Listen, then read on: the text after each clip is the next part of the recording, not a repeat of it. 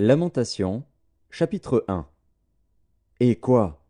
Elle est assise solitaire, cette ville si peuplée. Elle est semblable à une veuve. Grande entre les nations, souveraine parmi les États, elle est réduite à la servitude. Elle pleure durant la nuit, et ses joues sont couvertes de larmes. De tous ceux qui l'aimaient, nul ne la console. Tous ses amis lui sont devenus infidèles, ils sont devenus ses ennemis. Juda est en exil, victime de l'oppression et d'une grande servitude. Il habite au milieu des nations, et il n'y trouve point de repos. Tous ses persécuteurs l'ont surpris dans l'angoisse. Les chemins de Sion sont dans le deuil, car on ne va plus aux fêtes. Toutes ses portes sont désertes, ses sacrificateurs gémissent, ses vierges sont affligées, et elle est remplie d'amertume. Ses oppresseurs triomphent, ses ennemis sont en paix. Car l'Éternel l'a humiliée à cause de la multitude de ses péchés. Ses enfants ont marché captifs devant l'oppresseur. La fille de Sion a perdu toute sa gloire. Ses chefs sont comme des cerfs qui ne trouvent point de pâture et qui fuient sans force devant celui qui les chasse. Au jour de sa détresse et de sa misère, Jérusalem s'est souvenue de tous les biens dès longtemps son partage, quand son peuple est tombé sans secours sous la main de l'oppresseur. Ses ennemis l'ont vu, et ils ont ri de sa chute. Jérusalem a multiplié ses péchés, c'est pourquoi elle est un objet d'aversion. Tous ceux qui l'honoraient la méprisent, en voyant sa nudité. Elle-même soupire, et détourne la face. La souillure était dans les pans de sa robe, et elle ne songeait pas à sa fin. Elle est tombée d'une manière étonnante, et nul ne la console. Vois ma misère, ô Éternel! Quelle arrogance chez l'ennemi! L'oppresseur a étendu la main sur tout ce qu'elle avait de précieux. Elle a vu pénétrer dans son sanctuaire les nations auxquelles tu avais défendu d'entrer dans ton assemblée. Tout son peuple soupire, ils cherchent du pain. Ils ont donné leurs choses précieuses pour de la nourriture, afin de ranimer leur vie. Vois, Éternel, regarde comme je suis avili. Je m'adresse à vous tous qui passez ici. Regardez et voyez s'il est une douleur pareille à ma douleur, à celle dont j'ai été frappé. L'Éternel m'a affligé au jour de son ardente colère. D'en haut, il a lancé dans mes os un feu qui les dévore. Il a tendu un filet sous mes pieds. Il m'a fait tomber en arrière. Il m'a jeté dans la désolation, dans une langueur de tous les jours. Sa main a lié le joug de mes iniquités. Elles se sont entrelacées, appliquées sur mon cou. Il a brisé ma force. Le Seigneur m'a livré à des mains auxquelles je ne puis résister. Le Seigneur a terrassé tous mes guerriers au milieu de moi. Il a rassemblé contre moi une armée pour détruire mes jeunes hommes. Le Seigneur a foulé au pressoir la Vierge, fille de Juda. C'est pour cela que je pleure, que mes yeux fondent en larmes, car il s'est éloigné de moi, celui qui me consolerait, qui ranimerait ma vie. Mes fils sont dans la désolation, parce que l'ennemi a triomphé. Sion a étendu les mains, et personne ne l'a consolé. L'Éternel a envoyé contre Jacob les ennemis d'alentour. Jérusalem a été un objet d'horreur au milieu d'eux. L'Éternel est juste, car j'ai été rebelle à ses ordres. Écoutez, vous tous, peuple, et voyez ma douleur. Mes vierges et mes jeunes hommes sont allés en captivité. J'ai appelé mes amis, et ils m'ont trompé. Mes sacrificateurs et mes anciens ont expiré dans la ville. Ils cherchaient de la nourriture afin de ranimer leur vie. Éternel, regarde ma détresse. Mes entrailles bouillonnent, mon cœur est bouleversé au-dedans de moi, car j'ai été rebelle. Au dehors, l'épée a fait ses ravages, au dedans la mort. On a entendu mes soupirs, et personne ne m'a consolé. Tous mes ennemis ont appris mon malheur. Ils se sont réjouis de ce que tu l'as causé. Tu amèneras, tu publieras le jour où ils seront comme moi. Que toute leur méchanceté vienne devant toi, et traite-les comme tu m'as traité, à cause de toutes mes transgressions. Car mes soupirs sont nombreux, et mon cœur est souffrant. Lamentation, chapitre 2. Et quoi? Le Seigneur, dans sa colère, a couvert de nuages la fille de Sion. Il a précipité du ciel sur la terre la magnificence d'Israël. Il ne s'est pas souvenu de son marchepied au jour de sa colère. Le Seigneur a détruit sans pitié toutes les demeures de Jacob. Il a, dans sa fureur, renversé les forteresses de la fille de Juda. Il les a fait rouler à terre. Il a profané le royaume et ses chefs. Il a, dans son ardente colère, abattu toute la force d'Israël. Il a retiré sa droite en présence de l'ennemi. Il a allumé dans Jacob des flammes de feu qui dévorent de tous côtés.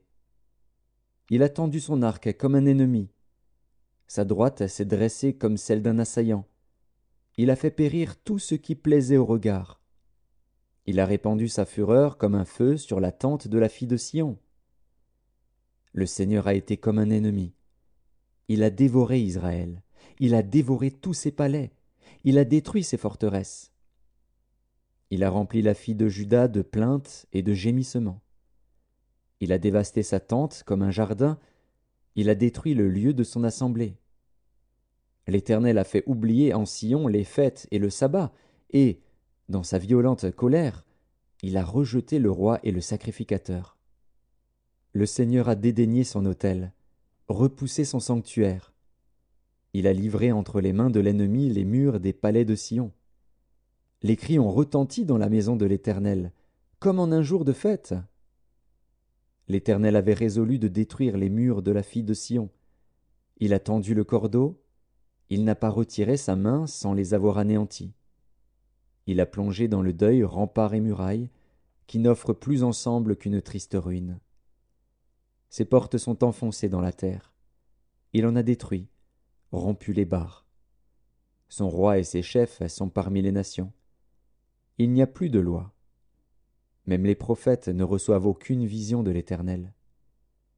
Les anciens de la fille de Sion sont assis à terre, ils sont muets. Ils ont couvert leur tête de poussière, ils se sont revêtus de sacs. Les vierges de Jérusalem laissent retomber leur tête vers la terre. Mes yeux se consument dans les larmes, mes entrailles bouillonnent, ma bile se répand sur la terre, à cause du désastre de la fille de mon peuple, des enfants et des nourrissons en défaillance dans les rues de la ville. Ils disaient à leur mère, « Où y a-t-il du blé et du vin ?» Et ils tombaient comme des blessés dans les rues de la ville. Ils rendaient l'âme sur le sein de leur mère. Que dois-je te dire? À quoi te comparer, fille de Jérusalem? Qui trouvait de semblable à toi, et quelle consolation te donner, Vierge, fille de Sion? Car ta plaie est grande comme la mer. Qui pourra te guérir? Tes prophètes ont eu pour toi des visions vaines et fausses. Ils n'ont pas mis à nu ton iniquité, afin de détourner de toi la captivité. Ils t'ont donné des oracles mensongers et trompeurs. Tous les passants battent des mains sur toi, ils sifflent, ils secouent la tête contre la fille de Jérusalem. Est-ce là cette ville qu'on appelait une beauté parfaite, la joie de toute la terre? Tous tes ennemis ouvrent la bouche contre toi, ils sifflent, ils grincent des dents, ils disent « Nous l'avons englouti.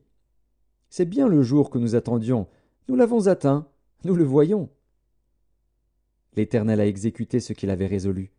Il a accompli la parole qu'il avait dès longtemps arrêtée. Il a détruit sans pitié. Il a fait de toi la joie de l'ennemi. Il a relevé la force de tes oppresseurs. Leur cœur crie vers le Seigneur. Mur de la fille de Sion, répand jour et nuit des torrents de larmes. Ne te donne aucun relâche, et que ton œil n'ait point de repos. Lève-toi, pousse des gémissements à l'entrée des veilles de la nuit. Répands ton cœur comme de l'eau en présence du Seigneur. Lève tes mains vers lui pour la vie de tes enfants qui meurent de faim au coin de toutes les rues. Vois, Éternel, regarde qui tu as ainsi traité. Fallait-il que des femmes dévorassent le fruit de leurs entrailles, les petits enfants objets de leur tendresse? Que sacrificateurs et prophètes fussent massacrés dans le sanctuaire du Seigneur? Les enfants et les vieillards sont couchés par terre dans les rues. Mes vierges et mes jeunes hommes sont tombés par l'épée. Tu as tué au jour de ta colère. Tu as égorgé sans pitié. Tu as appelé de toutes parts sur moi l'épouvante, comme à un jour de fête. Au jour de la colère de l'Éternel, il n'y a eu ni réchappé ni survivant. Ceux que j'avais soignés et élevés, mon ennemi les a consumés. Lamentation, chapitre 3. Je suis l'homme qui a vu la misère sous la verge de sa fureur. Il m'a conduit, mené dans les ténèbres, et non dans la lumière. Contre moi il tourne et retourne sa main tout le jour. Il a fait dépérir ma chair et ma peau, il a brisé mes os. Il a bâti autour de moi, il m'a environné de poison et de douleur. Il me fait habiter dans les ténèbres, comme ceux qui sont morts dès longtemps. Il m'a entouré d'un mur, pour que je ne sorte pas. Il m'a donné de pesantes chaînes. J'ai beau crier et implorer du secours, il ne laisse pas accès à ma prière. Il a fermé mon chemin avec des pierres de taille, il a détruit mes sentiers. Il a été pour moi un ours en embuscade, un lion dans un lieu caché.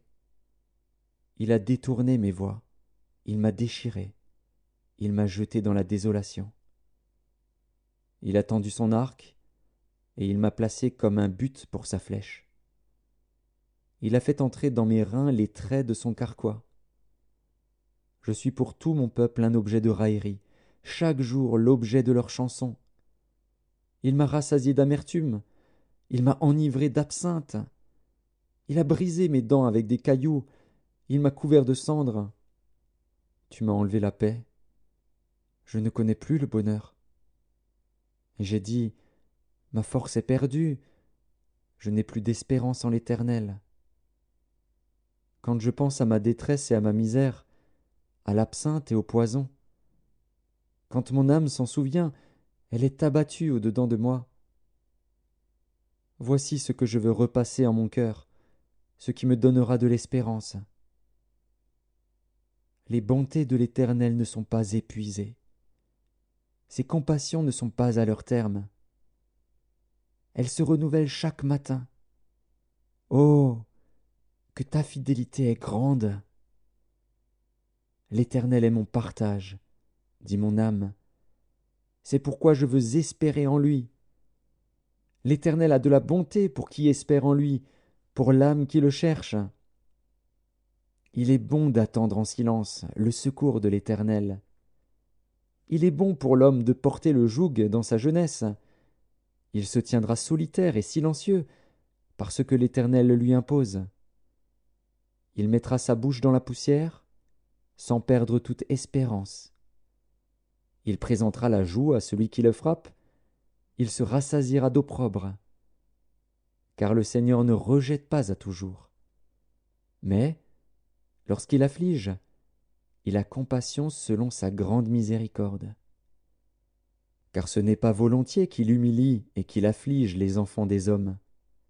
Quand on foule aux pieds tous les captifs du pays, quand on viole la justice humaine à la face du Très-Haut, quand on fait tort à autrui dans sa cause, le Seigneur ne le voit-il pas? Qui dira qu'une chose arrive sans que le Seigneur l'ait ordonnée? N'est-ce pas de la volonté du Très-Haut que viennent les maux et les biens? Pourquoi l'homme vivant se plaindrait-il? Que chacun se plaigne de ses propres péchés. Recherchons nos voies et sondons, et retournons à l'Éternel. Élevons nos cœurs et nos mains vers Dieu qui est au ciel. Nous avons péché, nous avons été rebelles. Tu n'as point pardonné. Tu t'es caché dans ta colère, et tu nous as poursuivis. Tu as tué sans miséricorde, tu t'es enveloppé d'un nuage pour fermer accès à la prière. Tu nous as rendus un objet de mépris et de dédain au milieu des peuples. Ils ouvrent la bouche contre nous, tous ceux qui sont nos ennemis. Notre partage a été la terreur et la fosse, le ravage et la ruine. Des torrents d'eau coulent de mes yeux, à cause de la ruine de la fille de mon peuple. Mon œil fond en larmes, sans repos, sans relâche, jusqu'à ce que l'Éternel regarde et voie du haut des cieux. Mon œil me fait souffrir, à cause de toutes les filles de ma ville. Ils m'ont donné la chasse comme à un oiseau, ceux qui sont à tort mes ennemis. Ils ont voulu anéantir ma vie dans une fosse, et ils ont jeté des pierres sur moi. Les eaux ont inondé ma tête. Je disais, je suis perdu. J'ai invoqué ton nom, ô Éternel, du fond de la fosse. Tu as entendu ma voix. Ne ferme pas l'oreille à mes soupirs, à mes cris. Au jour où je t'ai invoqué, tu t'es approché. Tu as dit, ne crains pas. Seigneur, tu as défendu la cause de mon âme. Tu as racheté ma vie. Éternel, tu as vu ce qu'on m'a fait souffrir. Rends-moi justice. Tu as vu toute leur vengeance, tout leur complot contre moi. Éternel, tu as entendu leurs outrages, tout leur complot contre moi, les discours de mes adversaires et les projets qu'ils formaient chaque jour contre moi. Regarde quand ils sont assis et quand ils se lèvent. Je suis l'objet de leurs chansons. Tu leur donneras un salaire, ô Éternel, selon l'œuvre de leurs mains. Tu les livreras à l'endurcissement de leur cœur, à ta malédiction contre eux. Tu les poursuivras dans ta colère, et tu les extermineras de dessous les cieux, ô Éternel. Lamentation, chapitre 4. Et quoi? L'or a perdu son éclat, l'or pur est altéré. Les pierres du sanctuaire sont dispersées au coin de toutes les rues. Les nobles fils de Sion, estimés à l'égal de l'or pur, sont regardés, hélas, comme des vases de terre, ouvrage des mains du potier. Les chacals même présentent la mamelle et allaitent leurs petits. Mais la fille de mon peuple est devenue cruelle, comme les autruches du désert. La langue du nourrisson s'attache à son palais, desséché par la soif. Les enfants demandent du pain, et personne ne leur en donne. Ceux qui se nourrissaient de mets délicats périssent dans les rues. Ceux qui étaient élevés dans la pourpre embrassent les fumiers. Le châtiment de la fille de mon peuple est plus grand que celui de Sodome, détruite en un instant, sans que personne ait porté la main sur elle. Ces princes étaient plus éclatants que la neige, plus blancs que le lait. Ils avaient le teint plus vermeil que le corail. Leur figure était comme le saphir. Leur aspect plus sombre que le noir. On ne les reconnaît pas dans les rues. Ils ont la peau collée sur les os, sèche comme du bois. Ceux qui périssent par l'épée sont plus heureux que ceux qui périssent par la faim, qui tombent exténués, privés du fruit des champs. Les femmes, malgré leur tendresse, font cuire leurs enfants. Ils leur servent de nourriture, au milieu du désastre de la fille de mon peuple. L'Éternel a épuisé sa fureur, il a répandu son ardente colère. Il a allumé dans Sion un feu qui en dévore les fondements. Les rois de la terre n'auraient pas cru, aucun des habitants du monde n'aurait cru que l'adversaire, que l'ennemi entrerait dans les portes de Jérusalem. Voilà le fruit des péchés de ses prophètes, des iniquités de ses sacrificateurs, qui ont répandu dans son sein le sang des justes. Ils erraient en aveugles dans les rues, souillés de sang. On ne pouvait toucher leurs vêtements. Éloignez-vous, impurs, leur criait-on. Éloignez-vous, éloignez-vous, ne nous touchez pas. Ils sont en fuite, ils errent çà et là. On dit parmi les nations, ils n'auront plus leur demeure. L'Éternel les a dispersés dans sa colère. Il ne tourne plus les regards vers eux. On n'a eu ni respect pour les sacrificateurs, ni pitié pour les vieillards. Nos yeux se consumaient encore, et nous attendions vainement du secours. Nos regards se portaient avec espérance vers une nation qui ne nous a pas délivrés. On épiait nos pas pour nous empêcher d'aller sur nos places.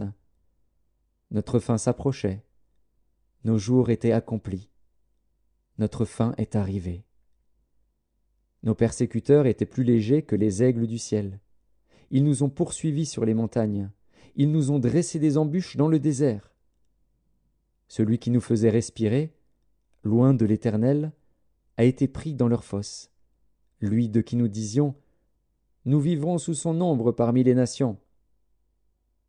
Réjouis-toi, tressaille d'allégresse, fille d'Édom, habitante du pays d'Utz. Vers toi aussi passera la coupe. Tu t'enivreras, et tu seras mise à nu. Fille de Sion, ton iniquité est expiée. Il ne t'enverra plus en captivité. Fille d'Édom, il châtiera ton iniquité. Il mettra tes péchés à découvert. Lamentation, chapitre 5. Souviens-toi, Éternel, de ce qui nous est arrivé. Regarde, vois notre opprobre. Notre héritage a passé à des étrangers, nos maisons à des inconnus. Nous sommes orphelins, sans père. Nos mères sont comme des veuves. Nous buvons notre eau à prix d'argent, nous payons notre bois. Nous sommes poursuivis, le joug sur le cou. Nous sommes épuisés, nous n'avons point de repos. Nous avons tendu la main vers l'Égypte, vers la Syrie, pour nous rassasier de pain. Nos pères ont péché, ils ne sont plus, et c'est nous qui portons la peine de leurs iniquités.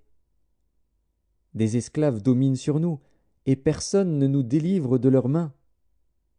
Nous cherchons notre pain au péril de notre vie, devant l'épée du désert. Notre peau est brûlante comme un four, par l'ardeur de la faim. Ils ont déshonoré les femmes dans Sion, les vierges dans les villes de Juda. Des chefs ont été pendus par leurs mains. La personne des vieillards n'a pas été respectée. Les jeunes hommes ont porté la meule, les enfants chancelaient sous des fardeaux de bois. Les vieillards ne vont plus à la porte, les jeunes hommes ont cessé leur chant. La joie a disparu de nos cœurs, le deuil a remplacé nos danses. La couronne de notre tête est tombée. Malheur à nous, parce que nous avons péché. Si notre cœur est souffrant, si nos yeux sont obscurcis, c'est que la montagne de Sion est ravagée, c'est que les renards s'y promènent. Toi, l'Éternel, tu règnes à jamais. Ton trône subsiste de génération en génération. Pourquoi nous oublierais-tu pour toujours, nous abandonnerais-tu pour de longues années?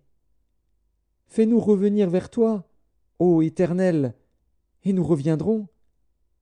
Donne-nous encore des jours comme ceux d'autrefois. Nous aurais-tu entièrement rejetés, et t'irriterais-tu contre nous jusqu'à l'excès?